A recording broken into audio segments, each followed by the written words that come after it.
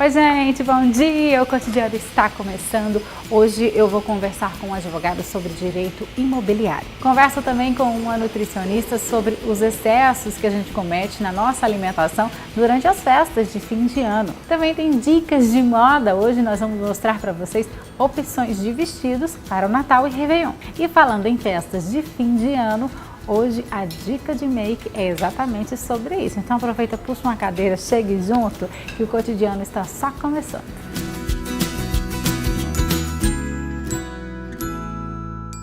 A gente começa o Cotidiano de hoje atendendo o pedido da telespectadora Juliana Trajano. Ela que entrou em contato com nossa produção para a gente falar um pouquinho sobre direito imobiliário, já que ela estava se sentindo lesada diante de uma situação que foi causada, segundo ela, por um corretor. Então, Juliana, eu estou aqui com o Thiago Sampaio, ele que é advogado, e ele vai responder não só as suas dúvidas, mas também de todos os nossos telespectadores. Doutor, muito bom dia. Olá, Caríssima, bom dia. Seja bem-vindo aqui ao Cotidiano. Eu que agradeço. Vamos começar falando sobre a situação da Ju, ela que entrou em contato com a gente, ela falou que foi alugar um apartamento e o corretor apresentou um contrato a ela, eles acordaram um valor X, acho que foi R$ 1.300, e ela assinou o contrato, ele ficou com a via de contrato dela, e quando ela foi pagar o aluguel, ele foi cobrar R$ 100 a mais, R$ 1.400, e ela pediu o contrato para ele, ele não deu, ela só conseguiu 7 meses depois. Então ela está nesse embate, ela está pagando um valor acima do que foi acordado e, segundo ela, esse contrato foi adulterado. Antes de mais nada, ela deveria ter ficado com a via dela do contrato. A partir do momento que a gente assina um contrato, do que quer que seja, principalmente da compra ou do aluguel de um imóvel, ela deveria, no ato da assinatura, ter ficado com a via dela. Nunca firmar qualquer contrato, do que quer que seja, sem ficar com sua via do contrato. Sem falar também que é importante ler o contrato e não simplesmente assinar para depois pensar que talvez tenha assinado uma coisa com a qual não concordasse. Nesse caso da Juliana, depois que ela conseguiu esse contrato com um valor que está acima do que foi acordado, ela provavelmente já deve estar acionando a justiça, ela está com o caminho correto, vai até a justiça, vai à imobiliária, o que ela realmente deve fazer? Nesse caso, inicialmente, ela deveria dirigir-se à imobiliária para tentar corrigir esse equívoco, tá certo? E em não conseguindo, caso a imobiliária diga que realmente não houve um equívoco e que era aquilo mesmo, ela pode, se for o caso, procurar inclusive a polícia, né? Porque ela não tem a via dela do contrato com o valor que ela diz que é adequado e, se for o caso, esse documento pode ser inclusive periciado, porque geralmente nesses contratos, por mais que a gente não assine todas as folhas, a gente rubrica. Então pode ser feita perícia sobre isso. Quando a gente vai locar um imóvel ou até mesmo comprar, é muito importante que a gente observe cláusula por cláusula para depois a gente não ter uma surpresa, né? Não é isso, doutor? Exatamente, é imprescindível. Mesmo porque esses contratos não são nem tão extensivos como um contrato de telefonia ou esses contratos que você firma pela internet. E envolvem valores consideráveis, né? Você pensando quanto você vai pagar num ano pelo aluguel de um imóvel, é um valor demandado considerável. Então, sim, é importantíssimo que a pessoa tenha conhecimento daquilo que está assinando, porque a partir do momento que você assina, você anui todas as cláusulas que foram ali colocadas. Nesse caso, se ela quisesse quebrar o contrato, se ela não quisesse mais continuar no apartamento, ela teria que pagar multa à imobiliária? Em tese, sim, porque o contrato vigente é aquele contrato no valor que está na imobiliária. Ela não tem a via dela do contrato, entendeu? Aí ela teria que demandar judicialmente ou tentar resolver isso com a própria empresa de maneira amistosa. Como que é calculada assim essa multa de quebra de contrato? Por exemplo, eu aluguei um apartamento, eu fiquei insatisfeita, eu não quero mais morar naquele lugar porque o meu vizinho é barulhento ou porque a estrutura que não me atende. Se eu fosse quebrar o contrato, como que é calculado? Eu teria realmente que pagar por insatisfação? Geralmente isso é estipulado no próprio contrato. Muitas empresas cobram o valor de um aluguel ou então um percentual em cima dos aluguéis que ainda faltam, entendeu? Varia de acordo com a situação. Entendi, mas por insatisfação a pessoa é obrigada a pagar independente? Por insatisfação, sim, certo? A pessoa não seria obrigada caso houvesse algum vício naquele imóvel que ela alugou. Entendi. Ô, doutor, vamos falar um pouquinho sobre imóveis na planta. Tem muita gente que compra e às vezes a construtora não cumpre o prazo de entrega, né? E aí você é obrigada a pagar aquela parcela mensal e também um aluguel, porque você está morando e você tem que continuar no apartamento, não é verdade? Isso. E aí, como é que fica nesse caso, esse atraso? A construtora paga o seu aluguel ou não? Ou você tem que continuar pagando as duas coisas ao mesmo tempo? Essa é uma situação que ocorre bastante, Marcela. Na maioria dos contratos de quem compra imóvel na planta, há cláusula de que o contrato vai ter um prazo de 90 ou 180 dias além do prazo de entrega da obra. que é exatamente para qualquer eventual problema durante o período de construção, porque a gente não está falando aqui, via de regra, da construção de uma casinha de 2 quartos, e sim de um edifício com vários apartamentos, com várias unidades, certo? Então, o que é que acontece? A Justiça, via de regra, entende que depois desse prazo contratual extra, tá certo? A empresa deve responder sim pelos aluguéis ou até, caso o cliente queira, deve ser desfeito o contrato sem qualquer ônus para a parte que contratou. Entendi. E no caso de venda, por exemplo, eu quero comprar um imóvel, quem deve pagar a comissão ao corretor? Eu que estou comprando o imóvel ou o dono do imóvel? Via de regra, quem paga é quem vende, certo? Pode até se pactuar de maneira diversa, mas caso haja diversidade nisso aí, tem que estar estipulado contratualmente. Por isso, a atenção para o contrato, sempre. Sim, uma outra dúvida também que muita gente pergunta é que quando você vai alugar um apartamento e aí tem melhorias no imóvel, quem paga essa melhoria? É quem alugou ou é o proprietário? Essa taxa extra que é cobrada? Isso também, geralmente, é pactuado entre as partes contratualmente. Mas, geralmente, via de regra, quem responde por isso é o proprietário do imóvel. Haja vista que essas benfeitorias vão acrescer uma melhora no patrimônio dele. Muito bem, então, dúvidas esclarecidas. Juliana, a gente espera que o Dr. Tiago tenha conseguido responder às suas dúvidas e que você tenha sucesso aí na resolução do seu caso. Não é isso, doutor? Obrigada. Isso. Eu que agradeço. Dia, até a próxima, tchau, se tchau, Deus até a quiser. próxima. Tchau, tchau. Bom, depois dessa conversa sobre direito imobiliário, nós vamos falar um pouquinho sobre moda, viu? Porque tem muita festa que está chegando aí, é confraternização, é Natal, é Réveillon e todo mundo fica em dúvida da roupa que vai usar. Então, pensando nisso, confere aí essas dicas de moda.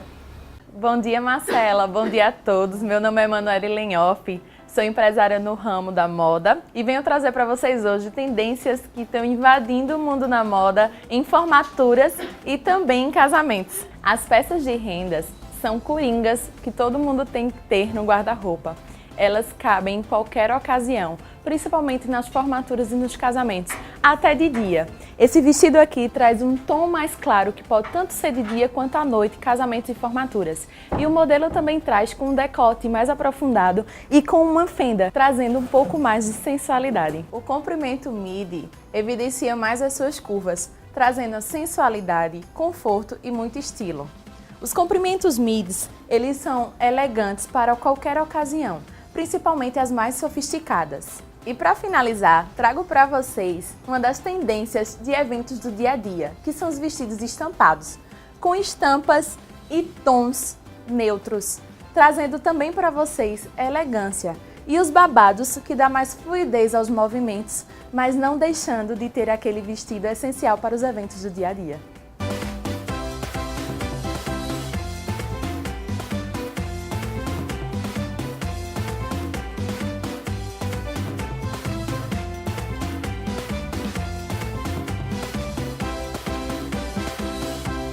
Obrigada, Emanuele, um cheiro para você, adorei as dicas, viu?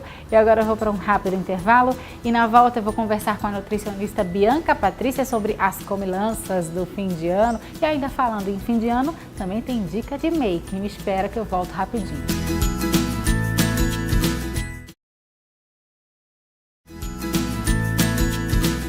Estamos de volta com o cotidiano e agora falando sobre as comilanças do final do ano. Gente, dezembro é um mês que tem confraternização, tem Natal, tem Réveillon, é muita comida gostosa. E como é que a gente pode se controlar, hein? Eu tô aqui com Bianca Patrícia, ela é nutricionista e quem sabe ela vai conseguir nos ajudar hoje. Oi, Marcela. Bom dia, Bom Bianca, dia. Seja bem-vinda. Obrigada. Viu? Eu digo quem sabe porque... Vamos falar a verdade, é difícil resistir a tanta tentação, né? Com certeza. É um dia atípico, que nós sempre estamos em confraternização com amigos e familiares. As comidas realmente são um pouco calóricas, acompanhado com algumas bebidas alcoólicas. E aí, realmente, a gente acaba se excedendo, mas tem algumas dicas legais sim. E tem como você também comer de tudo um pouco, sem tanta culpa e sem sair da dieta. E como é que a gente pode fazer isso? Você comer de tudo um pouco, aproveitar todas essas confraternizações e ainda manter o corpinho em dia? O complicado é que tem pessoas que têm muitas confraternizações e acabam do dia 24 ao dia 31 emendam e realmente saem da dieta. Isso aí é complicado.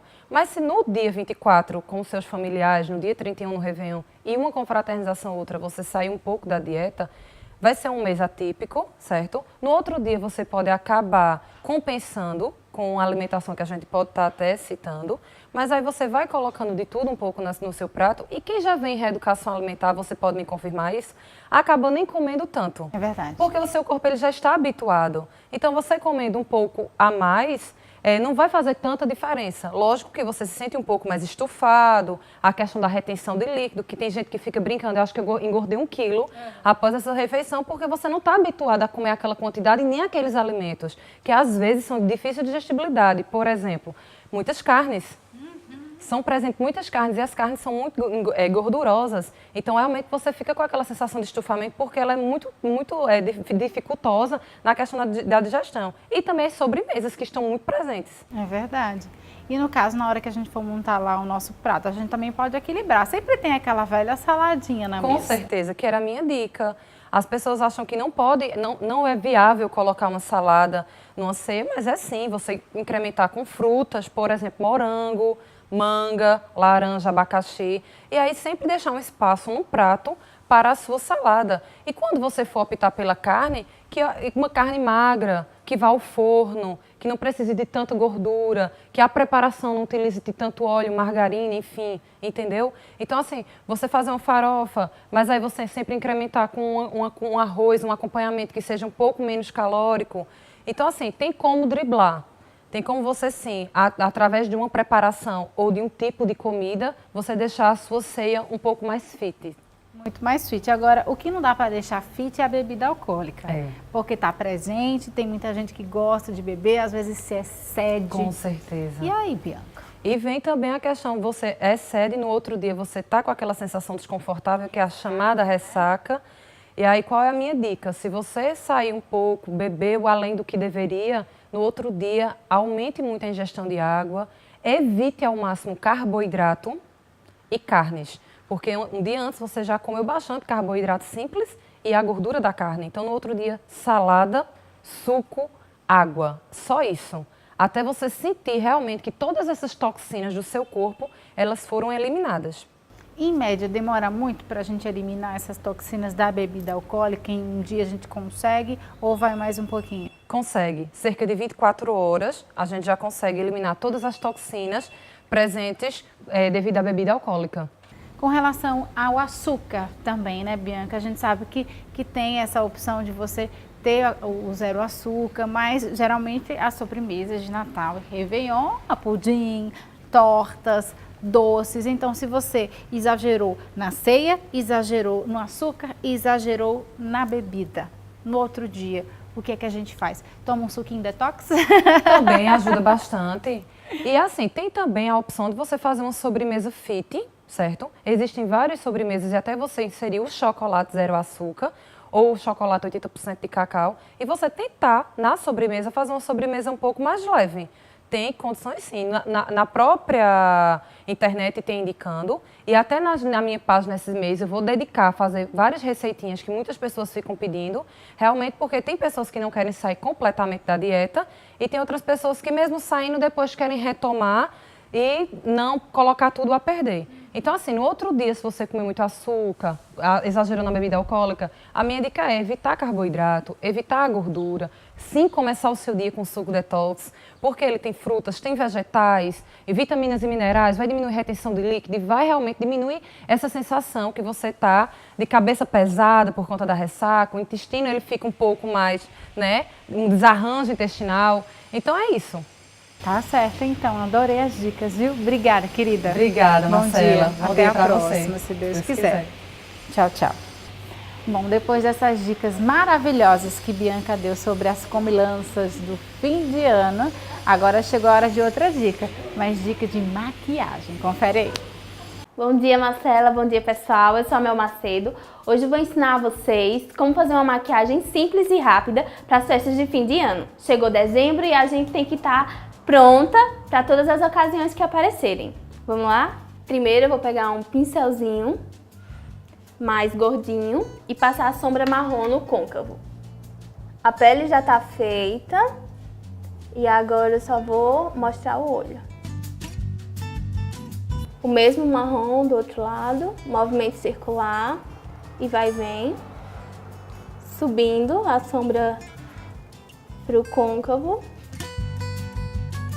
Sempre com movimentos circulares, para não deixar a sombra marcada. Depois da sombra marrom, eu vou pegar um douradinho, ele é bem pigmentado, para colocar no meio do olho. Agora eu vou pegar um mais clarinho dessa paletinha e fazer o ponto de luz.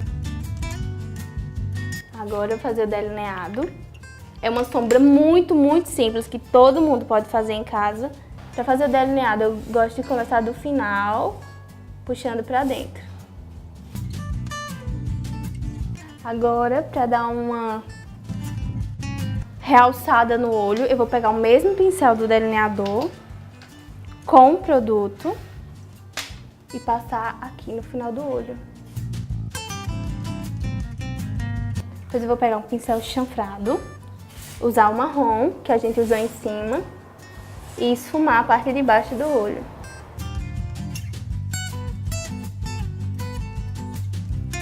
Não fazer delineado no final do olho, no olho inteiro, pra gente dar uma esfumada e ficar um degradê do marrom com preto. Agora, máscara de cílios. E agora, cílios postiços. A gente vai passar a colinha antes. Deixa secar um pouquinho. Menos de 1 minuto. E agora colar. Tem gente que acha mais fácil com a pinça. Eu prefiro com o dedo mesmo. Fica mais bem coladinho. E por fim, o batom. Eu escolhi um marronzinho, porque fica um pouco mais discreto. Pronto, gente, esse foi o resultado, uma maquiagem feita em menos de 10 minutos, que todos podem fazer em casa e super fácil.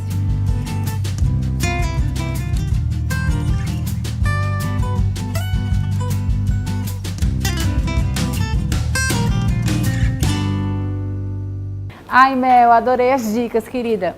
Um beijo pra você. Até a próxima, se Deus quiser. E o Cotidiano vai ficando por aqui. Muito obrigada pelo carinho, muito obrigada pela audiência. Não esquecem, amanhã às 11h05 eu tô de volta. Um beijo, fica com Deus. Tchau, tchau.